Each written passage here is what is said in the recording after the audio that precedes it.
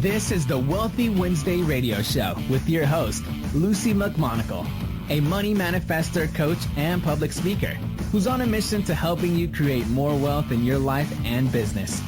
This show will inspire and empower you with various topics and has expert guests.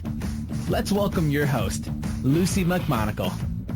Welcome to the Wealthy Wednesday radio show. This is your host, Lucy McMonagle. My website is lucymcmonagle.com. That's LucyMcMonagle.com. I'm an abundance breakthrough success coach, a speaker, and author. And the Wealthy Wednesday radio show is here to empower you as a professional entrepreneurial woman who is ambitious and determined to make a difference in the world. Please like our Facebook page at facebook.com/Wealthy Wednesday Radio. Today we have an incredible guest, and I am so incredibly honored that she has agreed to come on to the Wealthy Wednesday Radio show. Her name is Nicole Jansen, and she helps entrepreneurs and business owners have more fun, make more money, and make a greater difference doing what they love. She has 27 years of experience as an entrepreneur and a business owner, and she has coached and trained thousands of people, helping them achieve extraordinary results in business and in life. Let's give a warm welcome for Nicole. Welcome to the show, Nicole. Hi, Lucy. Thanks for having me. I'm really excited to be here today. I am so excited that you are on the Wealthy Wednesday radio show. Now, you have so much knowledge, so much information, and you're also a certified human behavior specialist, a business breakthrough coach, and a master trainer, facilitator, and strategic intervention coach. Wow, that is an incredible blend of special training and mentorship. And you focus on tapping into the strengths and purpose of other individuals so that they can really move forward. Did I accurately explain that?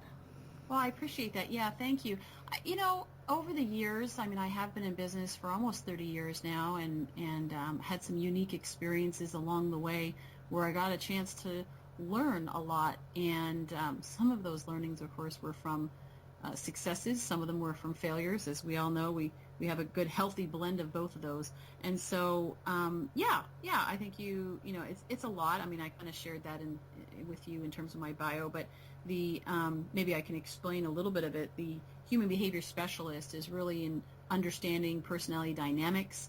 I've been trained through personality insights at the advanced level and really helping people to understand themselves, understand others better, so they can build better relationships, more effective teams. And of course, building relationships and understanding people is fundamental to business. And so that ties in with the business breakthrough coaching, the master facilitator and training and trainer that is really presenting in front of an audience and being able to communicate your message effectively. And the strategic intervention coaching is something that I did through Tony Robbins' organization, actually the Robbins Madonnas training, so also with Chloe Madonnas. And that just was something that I wanted to do to, I know that they're both phenomenal, world-class coaches and facilitators and strategic intervention coaches, and so I wanted to learn from them. So I kind of bring that all together to help entrepreneurs to be the best they can possibly be, play to their strengths, and build a business around those strengths and their passion. Wow, that is so incredible.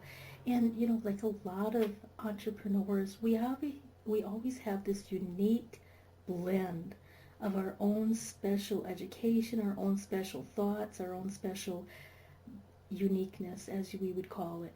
And that is truly what gives us the ability to find our tribe, to be able to make money, have fun, and make a difference in the world, in my opinion. And you recently launched the podcast, which is for entrepreneurs, and it's Leaders of Transformation. And I would like to really dive into a couple of the questions in regards to your website, which is www.discovertheedge.com, and really get more into how did you discover your edge and what is the edge for you? Great question, Lucy. Thank you for asking. So first of all, you mentioned about the new podcast that we launched. Yeah, I launched Leaders of Transformation back in September of 2015. It was kind of one of those divine downloads. It was like 4 a.m. and, okay, this is what you're going to do. This is what it's going to look like. And I just was obedient and said, okay, yes, sir. Yes. And so I did that, and it has been a lot of fun, and having an opportunity to connect with people that I have met over the years, great people that are leaders, that are creating transformation in the world, and also meeting a lot of new people. And that's actually how you and I met, was somebody thought that we would connect really well based on our synergies in terms of our passion for really helping entrepreneurs and helping people to be the best they can possibly be and make a difference in the world. So that's where that podcast comes in. And there's really a central thing that I do. A lot of times people think, oh, you're doing this, you're doing that. There's a central thing that I do, and Discover the Edge really speaks to that.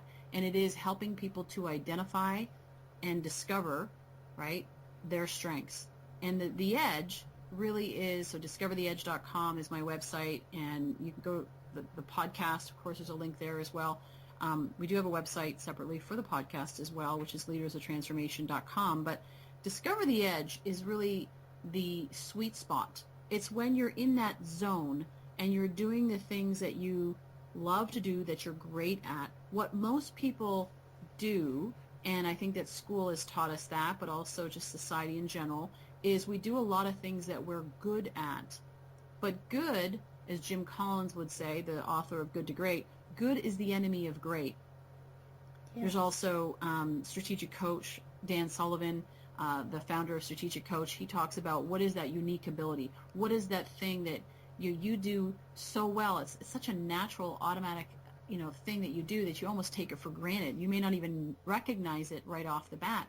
And it's figuring out what is that thing that you do that you kind of assume everybody does it, but they don't. You do it, and you have a unique way of doing it. So we help people to discover that. That's where the personality dynamics come in, because part of that is understanding what is your personality style. What are the environments what is the environment that you are most effective? Some people work great in high-pressure environments. Some people shut down. And it's knowing all of these different aspects. And there's actually an acronym that I discovered. There's a book called SHAPE that was written by Eric Ries, and he was part of the, on the faculty at,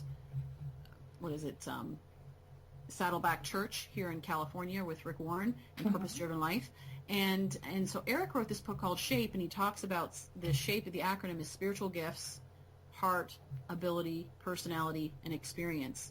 And so if I'm talking to Christians, I might use that, or if I'm talking just, everyday people in business, I might look at it as strengths, heart, ability, personality, and experience.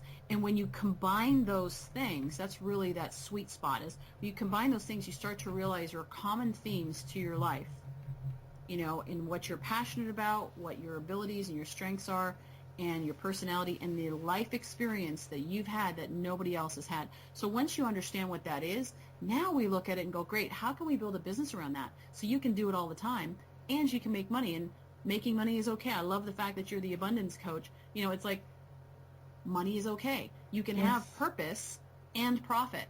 You don't have to choose between the two. Great news, because money is really a tool, and the more money you have, then you have more money to be able to help people that don't have, or fund initiatives. Exactly. And one of my initiatives that I would like to fund is creating entrepreneurial training centers for individuals who are in the holistic business, but they have the mindset that they just can't make money or be spiritual. And, I'm also looking at the initiative of really empowering 100,000 women to become wealthy millionaires. And it's not just about the money, because for me, it's about the influence you have. It's about the economic power you have. And it's about the ability to really make an impact on the world. And I totally believe that if there is 100,000 millionaires who are looking at how can we band together and put a dent in poverty, how can we make sure that children do not go to bed hungry, How do we have housing for the elderly because they're too sick or they haven't had enough abilities to house themselves? How do we help individuals who are becoming homeless and they have PhDs?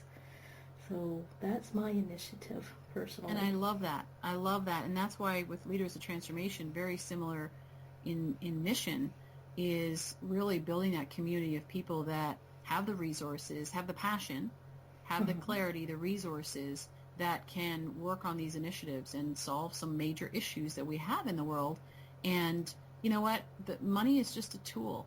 It can be used as a tool. It can be used as a crutch. It can be used as a weapon. And so, but you know what? Let's put the money in the hands of the people that are going to do good with it. Yes, precisely. Rather than throwing it out the window and saying, oh, we don't want that at all because that'll taint me. You know, it's funny because I heard years ago there was somebody who said, money doesn't change you. Money reveals you. And that's not a judgment, but that just may be recognizing and saying, wow, where, you know, if I make a lot of money and I start to get really greedy or arrogant or whatever it is, or, you know, Scrooge-like, you know, then that's something that was already there. It was buried underneath that scarcity mindset, that ego-driven, you know, attitude and whatever. And so then it gives me the opportunity to look at those things and say, you know what, maybe I need to make some changes. Now, not everybody makes those changes, but, you know, that's an opportunity that people have. So, but money itself, it's just a thing. It's just, you know, it's a number on a piece of paper. It's a number on a balance sheet. Yes, exactly. It is a number on a balance sheet. And I honestly believe that money is also a form of energy. It is energy, absolutely. And, yes. you know, we exchange energy. And, you know, I really enjoy the electronic money that we have nowadays because it's a lot easier to carry, a lot easier to transport. And, you know, in the old days when we first started coming up with a system of transporting an energy for an exchange of goods, we had cattle, we had horses, we had chickens. You know, those were not exactly easy to transport across the world. And you know, I love the system now because money is energy and we can utilize it as, like you said, as a tool for the benefit of all and not, you know, not always being a Scrooge about it or not always holding on to it, but allowing it to flow and have fun with it and to really open up the mindset that there's more than enough for all of us. Yes, absolutely. And on that theme of money is energy, it is also an idea. You know, it's also an idea. It's like we don't have money problems, we have idea problems. Yes. There was a great gentleman that said that once, and I really, at the time, thought, no, I've got a money problem.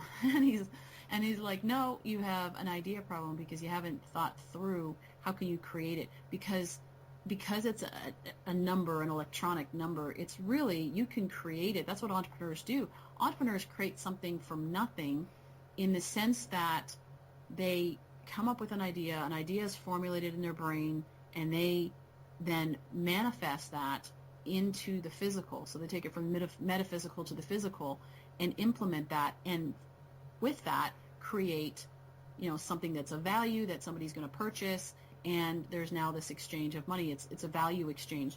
And so, you know, when you look at that, an interesting exercise for your listeners, if they're interested in doing this, it's quite insightful, is actually take, even though I love electronic money, there's something about the real physical money. Actually, I find with some of my clients, they don't carry cash and they have issues with money, and I actually encourage them to go get some cash and hold it. Yes. Hold it in their hands. Notice, and actually you can even put it on the table in front of you, and you can reach just for fun, you know, whether it's a $5 bill, a $1 bill, $20 bill, and put it on the table in front of you, and then pick it up, reach for it, and notice what your little voice says in your head. Like, this is weird. What am I doing? Feel it. Touch it in your hands. What does it feel like? And what you'll notice is, I've done this with people. I've said, just reach for it. And they reach for it, they pick it up, and then they put it back down right away. I'm like, that's interesting. Why did you put it back down? What's interesting is that oftentimes this is a reflection of what's going on. Like we're pushing it away. We don't want to hold on to it. It's almost like it's bad. It's almost like we feel greedy when we touch it. And when you do this exercise and you really are present to what's going on, you will actually learn a lot about yourself and how you feel about money. Because money, this whole idea of, it's better to be poor than to be rich, and money, the love of money is, evil, and all those things, all those conversations, all those things that we heard growing up reflect in how we are being with money as adults. And so there's lots of different exercises that you can do and really identify what is your money blueprint. But that little exercise, I've done it with people, and it's amazing. I had a woman who was a private chef. She wanted to start a private chef business. She came from a background, so this is the contrast. She came from a background where she wasn't in poverty or, and against money. She actually had everything given to her. I mean, she was young at the time, early, mid-20s when we met, and she had been on all of these exotic trips. I'm talking about these are the African safaris and the really exotic trips, okay? Mm-hmm. And everything had been given to her. And then she was dating this guy. He also took her on fabulous trips. Everything had been given to her. She'd never had to earn money. So she was having trouble in her business earning money and asking for people to pay her. And so what I did is I said to her, I want you to get a wad of cash. I want you to earn it, right? So you're going to sell your services. You're going to take that wad of cash, and rather than just sticking in the bank account, I want you to put it in your wallet. And I want you to take it out, and I want you to feel it and get used to it, and recognize and saying, you know what, I earned this, and celebrate that. Acknowledge yourself for your ability to do it. Well, it really did transform her perspective about money, and she started to build that confidence, like, yeah, I can do this. Because on her side, she didn't have the confidence that she could even do it. It was almost like she'd need somebody else to give her the handout. And so that was really transformative for her from a mindset standpoint. So maybe some of your listeners will benefit from that. Absolutely, absolutely. And really getting comfortable with money is so important. And, it never, ever occurred to me never not to have money in my wallet. I mean, it just, that's one of the main things. Even if I don't ever spend it, and, I can have it in my wallet for months, and I don't spend the actual cash, but having it in your wallet, and I love the exercise of taking it out and saying, I earned this. That's really important. It's funny, actually, for your listeners to notice that when you put money in your wallet, so when you do have cash in your wallet, how fast do you spend it? Do you feel like you need to spend it right away and get it out of your wallet? Or are you willing to, like you said, even just hold on to it for months at a time? I noticed for myself at one point, I found myself spending it faster when it was in my wallet, like I was trying to get rid of it. It was really weird. So when I noticed it, I'm like, that's interesting. I'm going to put cash in my wallet that I deliberately do not spend. Let's just keep it in there. Mm-hmm. And even when I feel compelled to spend it and get rid of it, is because I could make it, but I wasn't accumulating it. I was like trying to get rid of it. And yes. So, I was burning through it. And so it just helped me to get used to it sticking around. Yes, exactly. And getting used to it sticking around is so crucial, so crucial. And, speaking of money sticking around and the different techniques that you use, some people might be a little bit confused right now on whether or not, are you like a business coach or are you a life coach? Great question. So, yes, I'm a business coach. I kind of combine business and life coaching. One of the things that I realize in my own life and in working with others is that I can give you strategy as a business coach all day long. I can tell you what to do in your business and even how to do it. But if we don't work on mindset and we don't work on your underlying beliefs, like we've just been talking about in terms of money, for example, if we don't address some of those things, then you're not going to have the results that you want. I have met people. I had a couple that I met at the spa show a few years ago, and I went and met with them, and they had sorry, my cat just arrived and he's meowing. It's like, shh, All right. I have a home-based business. Yay. Anyway, so he's super cute. But anyway, so I went to meet with them, and they were spending a lot of money on marketing and growing their business and trying everything under the sun as it relates to marketing. I mean, for the size business they had, they were spending a lot of money on marketing and a high percentage. And so I said to them, okay, well, what are you doing? What's this all about?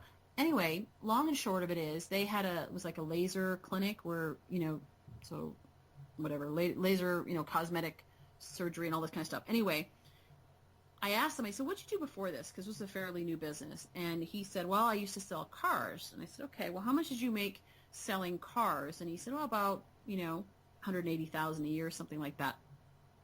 And then I asked her, and I said, so what did you used to do? She said, well, I was an esthetician. Okay, so how much did you make? Well, about $60,000 to $70,000 a year.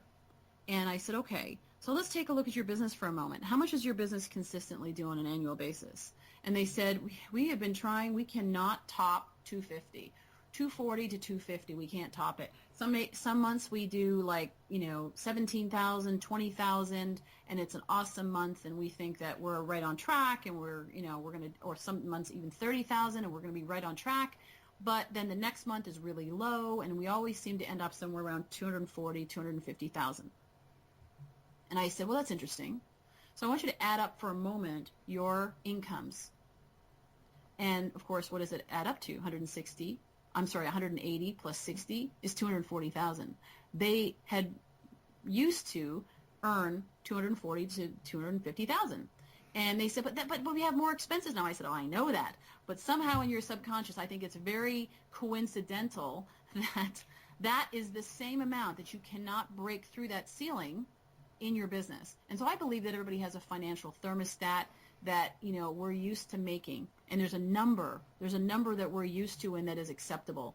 And so anything over and beyond that, it's like a thermostat. You're going to kick in the air conditioning and it'll drop out. You'll sabotage your business. You'll stall. You'll get sidetracked. You'll cruise, whatever. Or when it's low, you will want to, oh my gosh, it's cold. Like in a sense, so this is the analogy of the thermostat. We got to turn up the heat. And so you work really hard. But you ultimately end up, regardless, you end up in the same place. And so those are the types of things. When I talk about life coaching, I'm really talking about mindset. Mm-hmm. But I'm also talking about their life in general. So a lot of times people will come to me and say, I want to increase my sales. I want to, improve my team. My team are not doing what they're supposed to be doing, and, you need to fix them, which is always a fun, it's like, really? Let's talk more about that, because it's usually rises in, leadership. It all rises and falls in leadership. So, yes.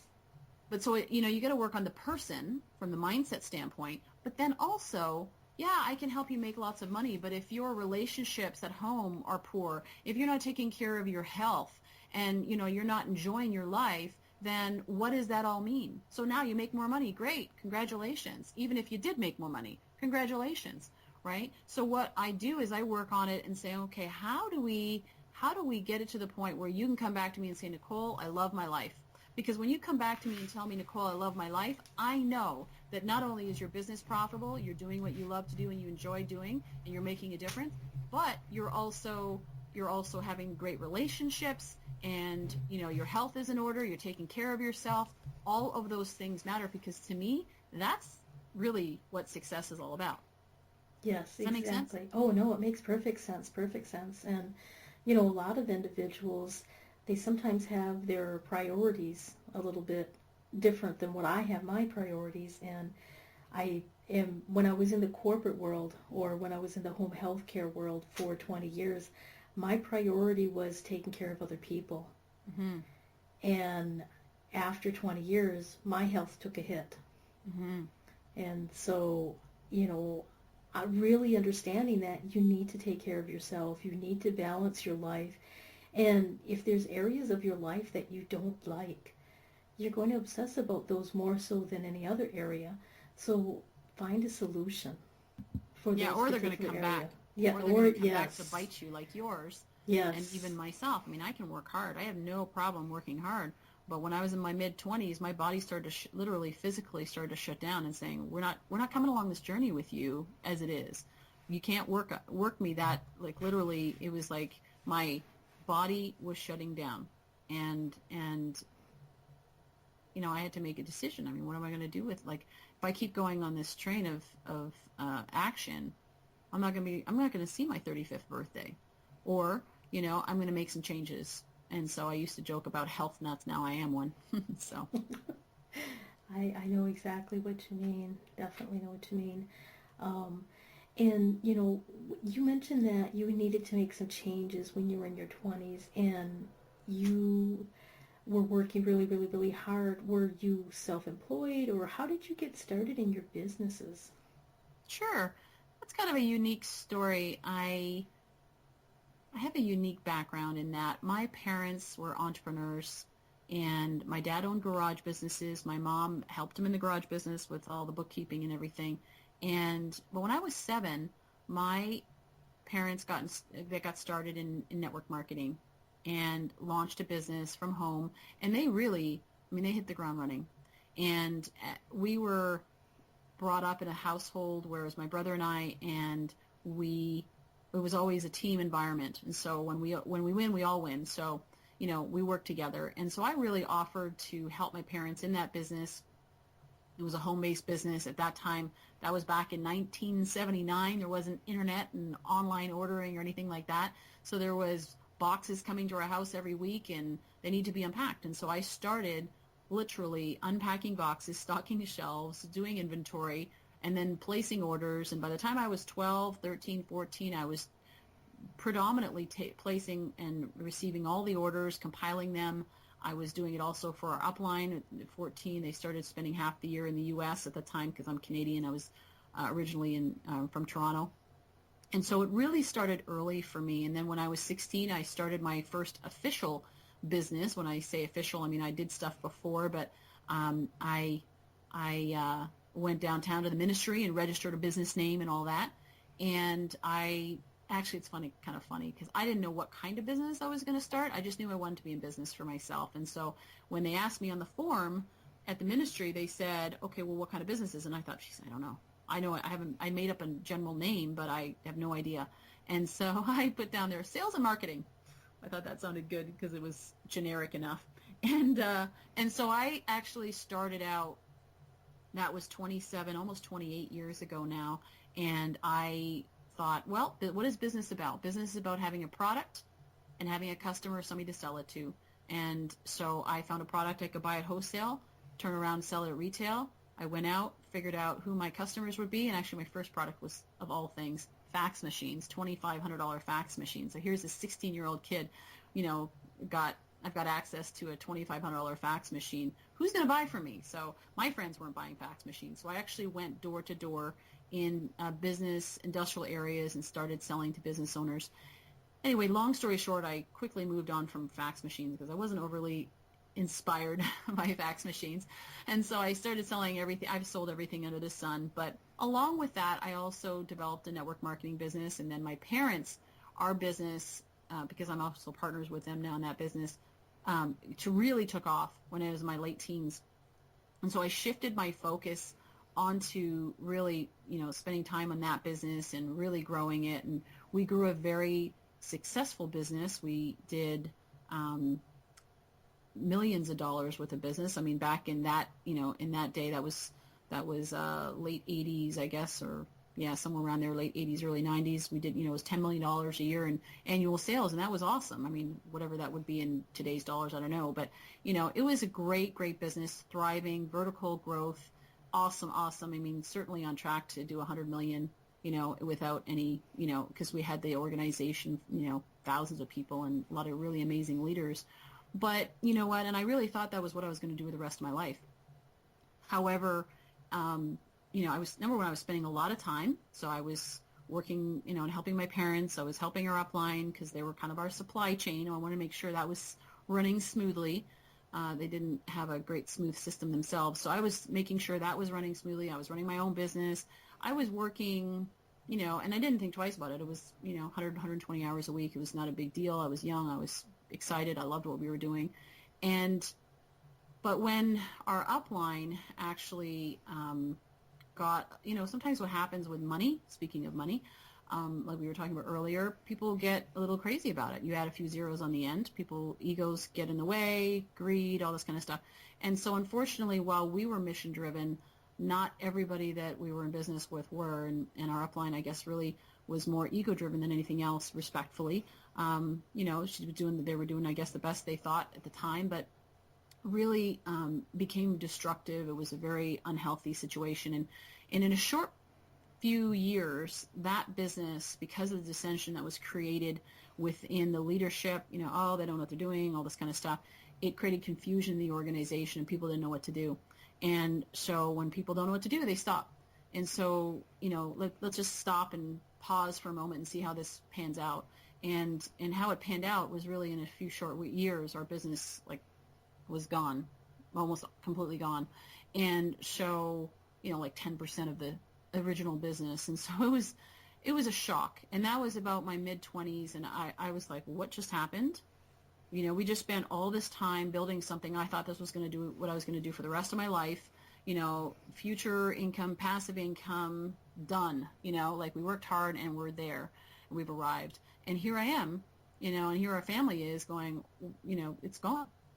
And so I had to really stop and check in. And then that's where my health started to fail. Of course, all the stress didn't help. And so I really had to stop and check in and say, what am I going to do the rest of my life? Now what? I can feel sorry for myself. We can feel sorry for ourselves. We can give up. We can go start over again. Or what are we going to do? And so I really did a lot of soul searching in terms of what I was called to do, what my purpose in life is, and what my passion is. And that's where I discovered that I really am passionate about helping people to identify and play to their strengths. And that's where I started doing that. That's where I launched Discover the Edge 2005. There were some other things in between there that I did. I needed a break, so I went and did some, I had my own business, so I was continuing with that, and then worked with some lawyers. I worked in tax litigation, helping them on a large project for about 8 years, and just, regrouping and building some confidence again, and just getting some grounding and stability, and because it really was a tough time. And then and really finding out what I wanted to do with the rest of my life, and how to support my family effectively, and my parents, because it obviously hurt them quite a lot as well. They're a lot older than me at that time, and still are, of course. And so it's really does shake you up when you go through something like that. And so, but I started Discover the Edge in 2005. And it was initially designed to be doing workshops. I was going to do workshops and teach personality dynamics. But when I started going into businesses and teaching that and working with their teams, I started looking around, and I'm like, if you put some systems in place, that might help you over here and over there. And I could see a lot of chaos. Mm-hmm. And so that's when I offered to help them. And that really was where the business coaching arm of my business kind of came in, was because I saw a need and I knew how to fill it. I mean, we had built a successful business. I'd built systems around managing massive amounts of people. It was also why the lawyers had asked me to work on that project, was because they had a few thousand clients, active clients, and they were all being reassessed at the same time for the same things, and they needed a system to be able to manage it and to support all these people going through it. It was, it was a huge deal. It was worth probably $400 million worth of tax dollars, so it was a big deal. And so, I had built all these systems, and I saw in these businesses they didn't have these systems in place, and so they were running with their head cut off. And understanding personality dynamics is important, but you also need to have the infrastructure of the business to make it work. So I got further into that, and and as I said, I continued from there, and then put the business coaching in more of a forefront. I've owned franchises. I bought a franchise a few years later. Worked with Blair Singer for a number of years through sales partners, and working with his incredible IP and learning from him. Actually, what was really fun about working with Blair and that organization was that I figured out how to teach what I already knew that I didn't know I knew, but I was just doing it. And so it created an infrastructure for me to be able to teach to others, and teach sales, and teach how to present, and teach how to build a system in your business, and all those things. So That's a long answer to your question, but that's kind of how it came to be for me. Wow, that's incredible. That's a fabulous start too. And we're going to be taking a short break to honor our sponsors. And when we get back, you mentioned earlier that you teach people how to figure out what their strengths are, and you also found your purpose. So I'd like to cover a few areas of that when we get back. So your website is discovertheedge.com, and you, for our audiences, if they just came on, your name is Nicole Jansen, and we will be taking a short break, so hold on. Hi there, this is Lucy McMonagle. I'm an Abundance Breakthrough Coach, author, public speaker, and I'm the host of the Wealthy Wednesday radio show. I'm on a mission to empower 100,000 women that have it in her heart to make an impact on her world and desire to become wealthy millionaires.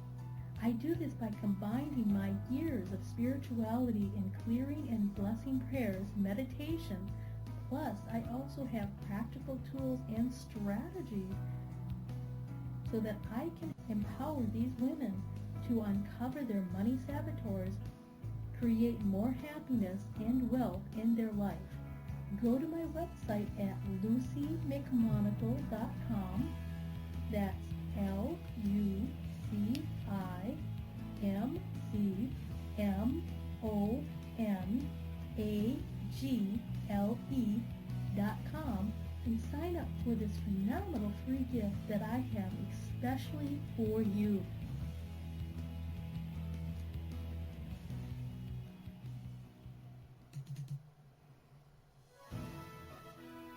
Be you to the fullest. That's beautiful. And it is the secret to living your life on purpose.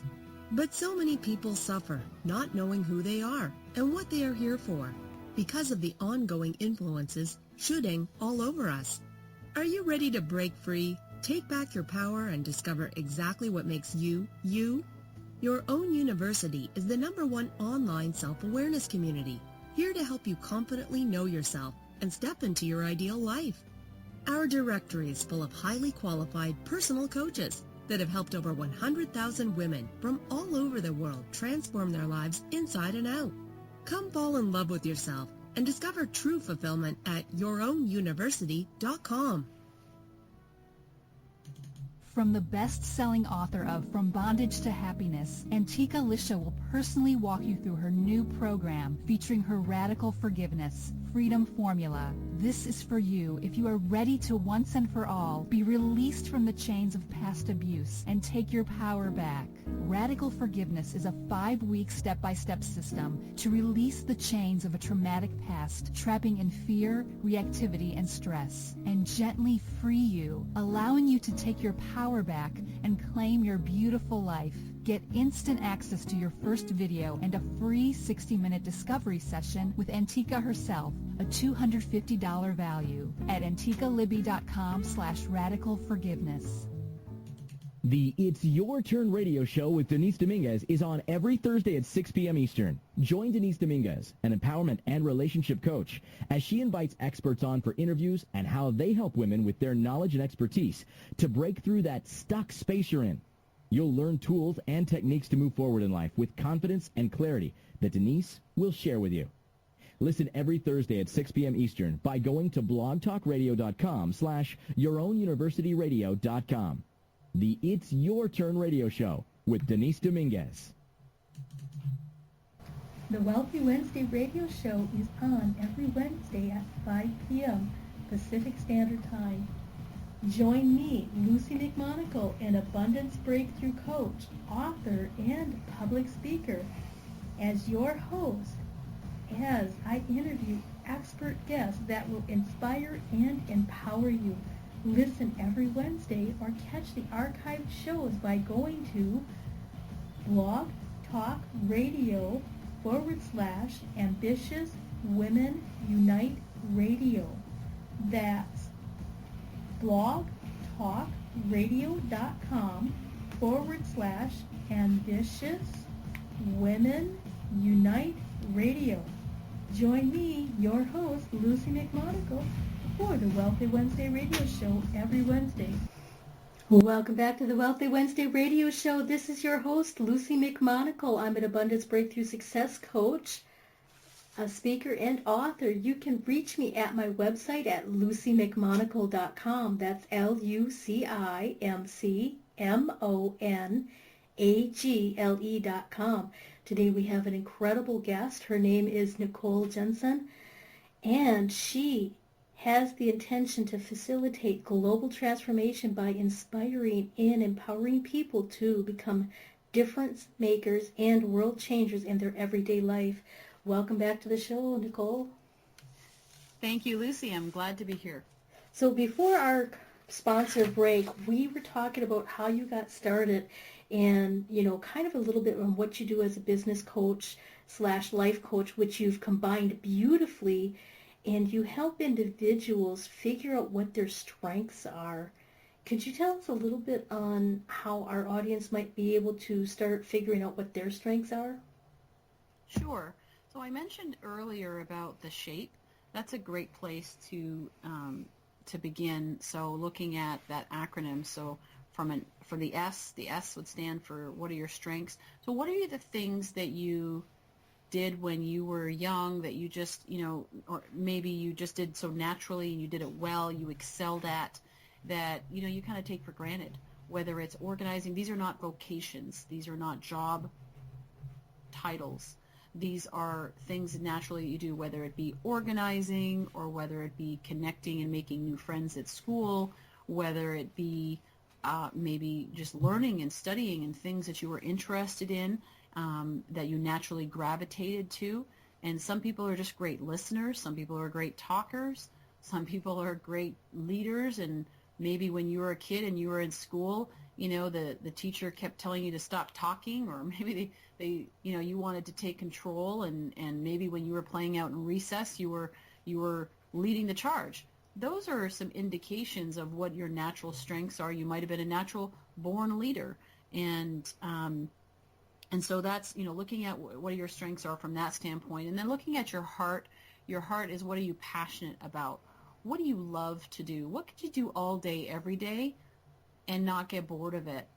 And or at least that when you do it, time flies by, and you just enjoy it, and you're actually more energized at the end than at the beginning. I know some speakers, when they get off the stage, they're exhausted and they're worn out, drained, emotionally, physically drained, and some of them are energized. Now, it doesn't mean that the ones that are emotionally drained, they might have just left it all on the playing field, and that's awesome, and so forth. But if it drains you, if you're doing something that is wearing you down, then that's an indication maybe that, you want to make a change, because you really can, find energy from those things that you love to do, and you could do them for hours and still feel awesome about it.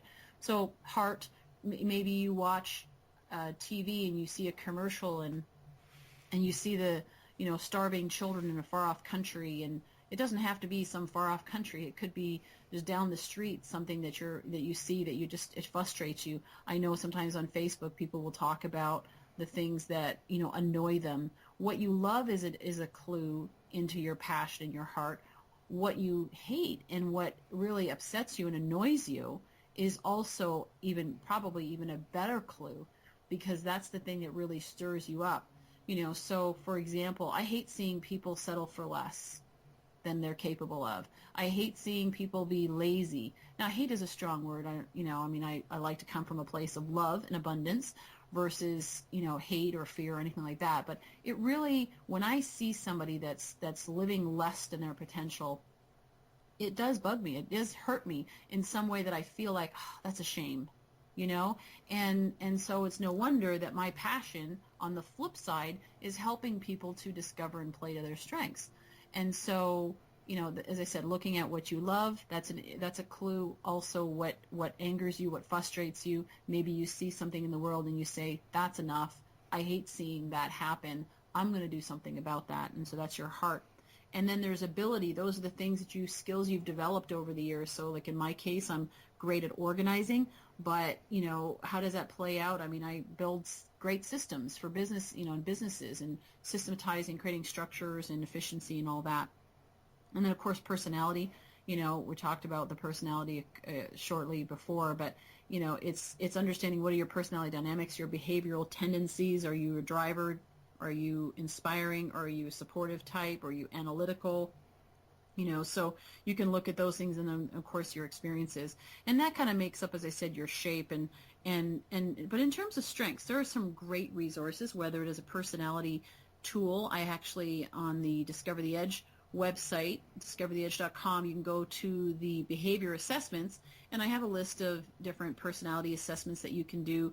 And some of them are more comprehensive and more extended than others. Some there's a simple one that's like, what is it, $13 or something. And then there's other ones that are more extensive, 40, 50 page, reports that you can get that are customized and speak to your personality, your behavioral preferences, and give you insights into who you are. And then there's also another great tool, which is StrengthsFinder. StrengthsFinder, it's actually Gallup, the Gallup organization had developed that, and you can purchase the book, StrengthsFinder 2.0, and then in the book you get a code where you go online and fill out an online assessment, and it will tell you what are your top 5 themes of talent. So, for example, for me, again, these are not vocations. These can be applied to anything. That's why there's this also then plays into what are you passionate about, what do you love to do, like in terms of a vocation, and you can apply it to that arena. But like, for example, mine is like futuristic, achiever, belief, ideation, creating ideas, and the maximizer gift and a talent. And so when I take those talents, those are natural talents that I have, and now I develop and add skills upon them and knowledge, then they can be developed into real strengths. And that's the premise of that tool and that book, which is a phenomenal tool. There's some other things as well. Colby, I listed on the website too, actually, the StrengthsFinder, and then because I think it's just a great tool. And then the other one is Kolbe, KOLBE.com. And I did a training program with them a number of years ago. I didn't continue with my certification on that because you have to do it like every 18 months or whatever. But it was very interesting, and it was on the action modes. So there's kind of 3 parts to the mind. There's how you think, how you feel, and how you actually do things. So the IQ, right, and that would, the IQ tests and so forth, that's kind of the thinking. And then the affective, which is the feeling, and that's where the personalities come in. And then there is, there's the cognitive, which is the action modes, and how you will actually do things, how you solve problems. So are you a fact finder? Do you go dive in and saying, I need to do a whole bunch of research and figure out how to, where and what and all the details of it? Are you a follow-through organizing type, sorting type, or are you a quick start? Do you just come up with a whole bunch of ideas, take action, and check in later like fire, ready, aim? Or is it implementer where you're more that's actually tactile? Do you build models? Do you physical, so there's different tools that I use to help people, but those are some of the ones that are the I use the most. And then I just talk through it. And you know what? The interesting thing is that most people, when they dive in and really spend some time introspection and spend some time reflecting on their life, those indicators, those clues have been there their whole life. They just maybe didn't, they took it for granted. The other way is asking somebody that knows you really well. And I will point out as well that somebody that is supportive of you. So don't go finding the local critic and asking them what they think of you. I mean, that would not be good. Yeah. They'll give you some feedback, and that might be helpful, but you got to balance that off, right? So, Exactly. There's nothing wrong with hearing what they have to say, but I would say somebody who's really supportive and wants to encourage you and is there for your benefit, to help you. And they can be a great person. You could even just ask 5 of your friends and say, what do you know me for? Dan Sullivan from Strategic Coach, he wrote a book called Unique Ability, and in there he talks about that, is actually writing an email, and I did it. I wrote an email to my friends, and I said, what do you know me for? When you think of me, what comes to mind? And that will start to, and what do people come to you for advice? That's a really great indication of what your natural strengths are. That's true. That's true. And, as far back as I can remember, people have always come to me for advice in regards to money and abundance. I mean, ever since I was a teenager, even my mom would come to me about money and advice when I was younger. And because I've always just had a knack to, make something out of nothing, or, go find an odd job, or ask the neighbors, do you need your yard taken care of, or, I just find ways to make money, just utilizing my body, my skills, my abilities to help other people and to empower other people. So we have just about 10 minutes left for the Wealthy Wednesday radio show, and I just had a couple of quick questions, and I'm not sure if you can squeeze them in before the end of the show, but a lot of the entrepreneurs, they're like, great, now I know my strengths, and I kind of have an idea how I'm going to get started, but how do I increase my sales, or how do I find quality clients? Sure. So, it comes back to, you need to know your strengths. You need to know your value proposition. So translate that into sales ease. That is knowing your value proposition. And so when you know what your strengths are, and you can really rest on the confidence of saying, I'm really good at this. In fact, I'm not only good at it, I'm great at it. And then you build a business around that, then what you're doing is you're looking at your value proposition. Who needs those skills? Who needs those strengths? Who can you best help? So the best way to find more quality clients and increase your sales, other than learning this, you need to learn some sales skills. But as one of the guests that was on my podcast yesterday, we were talking about it, and he's a firefighter. He actually wrote a book called Serving versus Selling, and it's not so much what most people think about selling. Because what I teach when I teach sales, it's really about creating so much value in the marketplace that the marketplace wants to pay you back for it.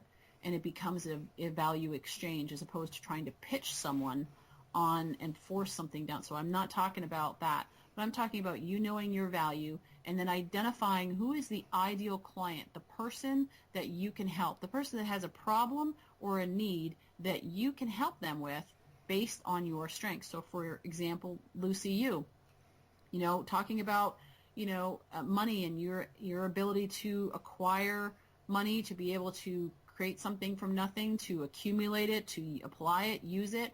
That now is a strength that you use to help other people who don't have that strength to create that strength, develop that skill, and help them in their business. And so you've built a whole business around having that abundance mindset and coaching people in that particular way. Now, from a tactical standpoint, I think one of the things that a lot of young entrepreneurs starting out do, especially people that have come from they come from working for someone else, it's a very different mindset when you have your own business. I had a lady who wanted to start out. She was a corporate trainer. She, long story short, she wanted to, we identified that actually corporate training wasn't the thing she hated. She just hated what she was training on. So we repositioned her. And then she was going to go out and talk to people about what she was passionate about and so forth. But what was interesting is that when I said to her, okay, I was coaching her, and I said, okay, so this week, so how many people are you going to talk to this week?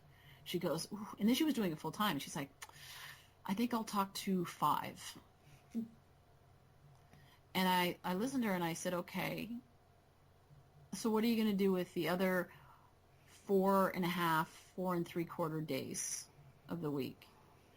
Because I'll be honest. I mean, the only reason why my business grew in the beginning and still continues to is that I go out and talk to people. I reach out and I share my story, and I serve people. I ask questions. I always teach new entrepreneurs, people that are starting out, and saying you need to go out, you need to open up the lines of communication. You need to go out and ask questions and serve your community, serve your potential audience by just valuing their input. Maybe it's even doing a free workshop if that's what you're doing. Maybe you offer a free discovery session, something, but you're creating value first. You can't expect to withdraw from a bank account that you haven't put anything in. And so you start out there, and you got to talk to enough people, because it is a law of averages. It's a numbers game. And so you got to talk to enough people, that, rather than 5 people, what about 5 people a day? Exactly. Share your story with 5 people a day. There's a book out there called How I Raised Myself from Failure to Success in Selling. Old book, but still one of those classics by Frank Bedker. And he actually, if you want to read that book, it's a phenomenal book, and even referenced now by people that are, successful in the industry. They reference this book. Excellent, excellent book. And he talks about in there, you show me somebody that, and I think this book was written like 1940, but it's relevant. And he said, you show me a man who will share his story, or a woman, applies to women, you share his story 5 times a day, and I will show you a success. Because you're out there. And then, of course, if you're taking, you're debriefing, you're checking in and saying, okay, what worked about this? What didn't work about this? What did I learn through each of your presentations? You're going to learn, and you're going to adapt. And then tomorrow you go out there and talk to a few more people and ask questions. And I'm not talking about pitching. I'm not talking about selling your stuff and pushing your stuff. I'm talking about enrolling, going in somebody else's world, understanding what's really important to them, what their challenges, what their needs are, and then identifying and saying, can I help this person? Yes, I can. Great. Here's a recommendation. No, I can't. Okay, do I know somebody that can help them? Exactly. It's coming from a heart from servitude, and still knowing your values, so that instead of serving and not receiving, because you do have to refill your cup, becoming receiving also. Yes. And that's where the mindset comes in, because some people are just not comfortable even receiving. So that's why we have to deal with all of that stuff, because you can go out and talk to a whole bunch of people, but if you don't feel that you're worthy of being wealthy, if you don't feel that you're worthy of charging $100 or $500 or $5,000 or whatever, then you're going to subconsciously, you're energetically going to be pushing it away from you, and you're going to get frustrated. So we got to get rid of all those blocks, so that when you go out and take action, you actually get results. Exactly. And that's the most important part. And, most of all of my coaching, it's around mindset. And my Make Money Now boot camp is one of the first ways that individuals can really learn about what's going on in their mind, what are their belief systems, and how do they find their hidden belief systems in order for them to move forward in their life and in their business. And it's amazing when you actually shine light onto your hidden belief systems, you can do something about it. Absolutely. Yes. Well, Nicole, I would like to thank you for being on the Wealthy Wednesday radio show. This has been so fabulous. You've given us so much information and so many different strategies and tips and value. I just love the shape.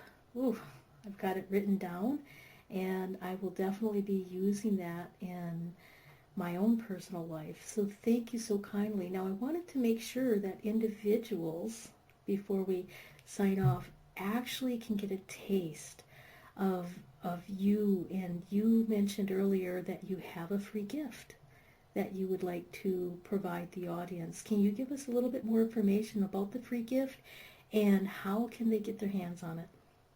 Sure. So at discovertheedge.com, I have a free gift, which is called the 7 Keys to Maximizing Your Potential.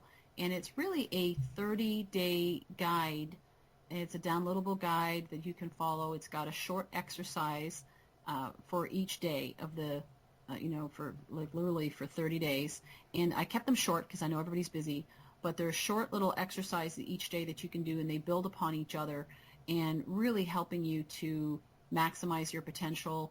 And they go over, ultimately recovering 5, as I said, 7 keys that are essential to maximizing your potential. So you can get that on my website at discovertheedge.com. It's a great tool. I've actually had people tell me I should be charging, $1,500 for it. I'm like, yeah, well, maybe I will, but right now I'm giving away for free. So there you go. You can get that there. Fabulous. And if they wanted to get a hold of you on Facebook, they can look up Discover the Edge on Facebook, and you're also on Twitter at Discover the Edge. Yes, Discover the Edge. And you can also find me personally, Nicole Jansen. I also have another, Twitter as well on that, and LinkedIn. I also like connecting with people through LinkedIn. So yeah, I'm out there, and you can find me, and any questions you have or anything that you need some support, I'm here, happy to help and serve you. Fabulous. Thank you so kindly. Well, many blessings to my audience. I'm so grateful that you have listened to the Wealthy Wednesday radio show. We've had another phenomenal guest for you and for your business and for your life. So until next time, many blessings. Thanks for listening to the Wealthy Wednesday radio show with Lucy McMonagle. That's on every Wednesday. Join us next time for more inspiration and empowerment from various topics and expert guests. To personally contact Lucy McMonagle, visit LucyMcMonagle.com. That's LucyMcMonagle.com. Until next time, many blessings.